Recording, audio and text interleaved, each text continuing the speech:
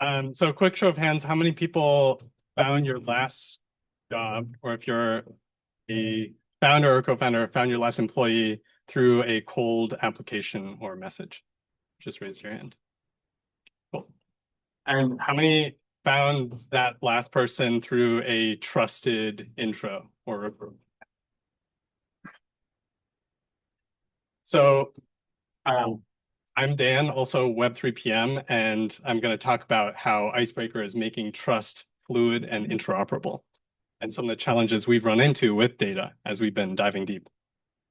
So I'm sure a lot of people have heard this idea of your network is your net worth.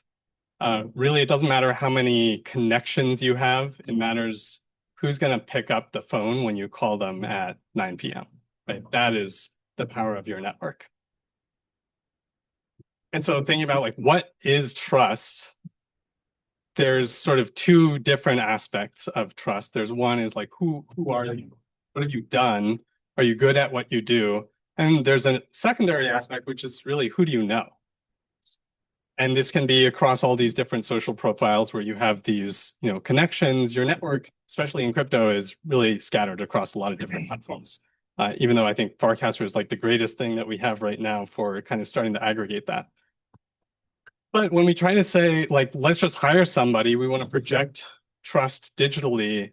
The challenge is that right now, trust is sort of siloed across platforms. And when we actually want to put a little badge, we have to pay hundreds or thousands of dollars. Right? That's crazy. Right? Twitter wants us to pay $1,000 a month just to be able to have a yellow badge next to our name. That's insane. And like, more verification's better. But verifications, like Varun just said, is not, and Dan, is not like the perfect answer. It doesn't solve everything. So we've been really focused on how do we let you aggregate and display the data that you want to, so that you can project trust. And if you just look at this is Jack's profile, you can see where you worked, what you've done, who you know. Blue are the verifications. And you can also see who you know well and in common. So ultimately, this boils down to like recommendations from people we trust are the best signal. And you could imagine if you could aggregate your network and everybody you trust, you could actually start overlaying this across different content platforms out there. Like, why do you have to use the stupid algorithms that Yelp or LinkedIn or Amazon or Twitter uses, right? Based on who you know and trust. Well, data solves this. But the problem is it's locked up across a bunch of different silos today. And so we've basically gone through every possible way of solving this and like looked at all of the different ways, from the self-reported to OAuth, where you can technically sign in with LinkedIn, but they actually won't give you the actually useful data, which is like your handle or who you know and who you're connected with. There's a bunch of other things. We've recently, I think we launched the first LinkedIn zk-TLS, where you can actually import your entire network using this Plaid-like flow for data. And I'm not going to go deep on these other solutions, but like the best ones are basically the ones where they're super easy for the user to use. They get you data that is verifiable, so that it means it can be interoperable across other apps that are building. So they don't have to like ask you to go import the same data again. And they actually get you useful data. So with that, I was going to do a live demo, but I'm just going to play this video. And if anybody actually wants to try it, you can down this live.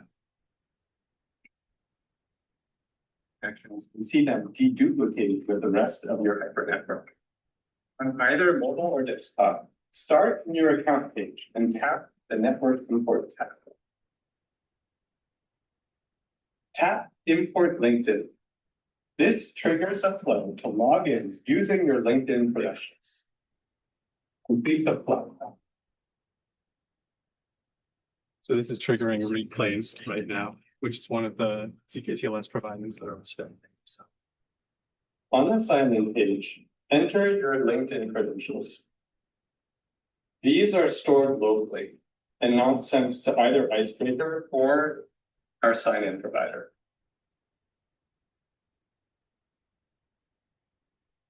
Now I've logged in to LinkedIn. And my connection data is going to be pulled down and downloaded so that it can then be displayed in the Icebreaker. This part takes like 15 seconds to actually import the connections.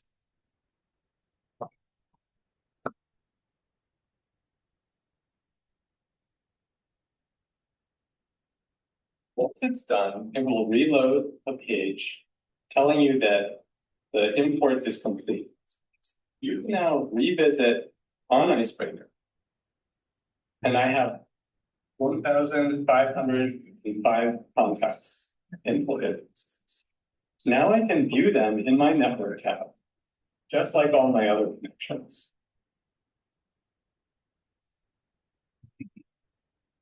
There it is. There they are.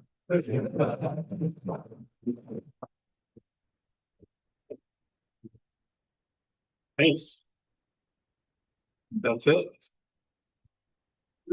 Yeah. Do you worry about LinkedIn flagging people using CKTLS as like bots so that they get locked out of their LinkedIn accounts?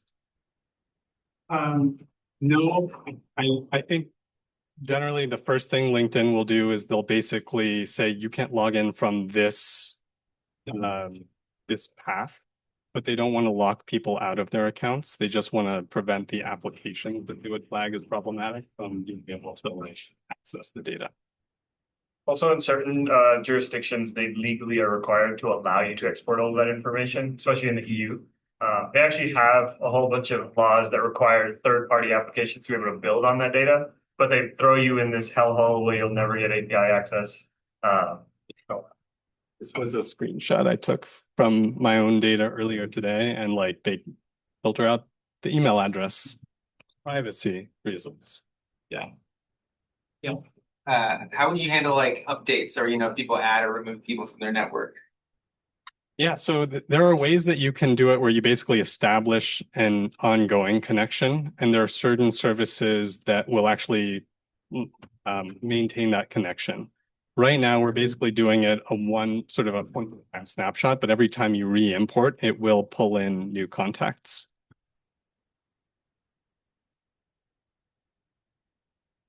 The proving happens on Reclaim server, or is it happening on the app? The proving itself, I believe, happens using Reclaim. It happens client-side. The proving happens client-side. Yes.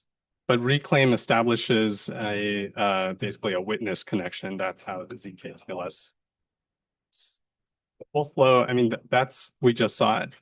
So yeah, we had to work with them to increase the size of the payload because we're basically having them stamp like the signature saying this, we witnessed this entire payload.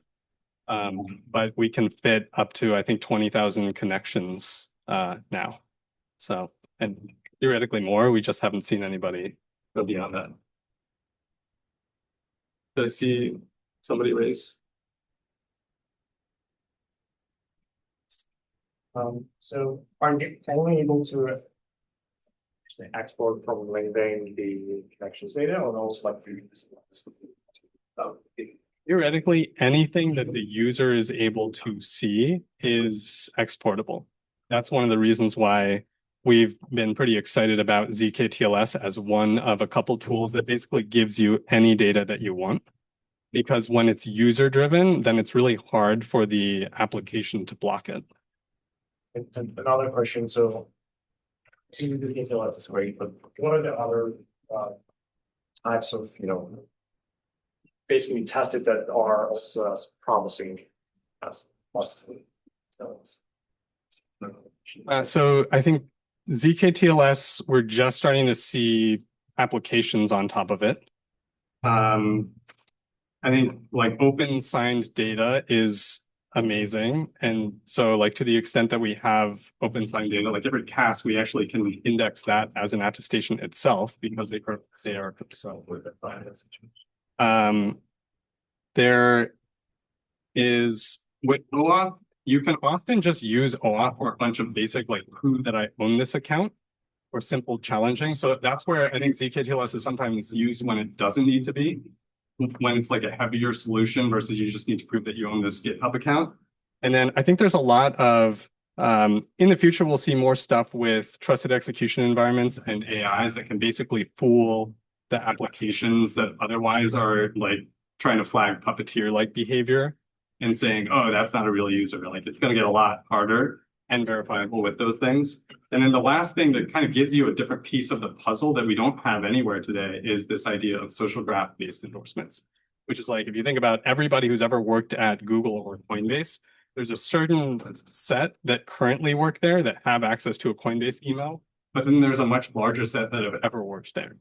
And there's not really a great way to fill that in without using social graph-based verification. So if you anchor it in like people who currently have an email, and then you let those people attest to other people, and then let those people attest to other people they worked with, now you can actually fill in basically data that's in people's heads that doesn't exist anywhere digitally. It doesn't even have to be like fully public too. So you can do this in a public or private or hybrid way.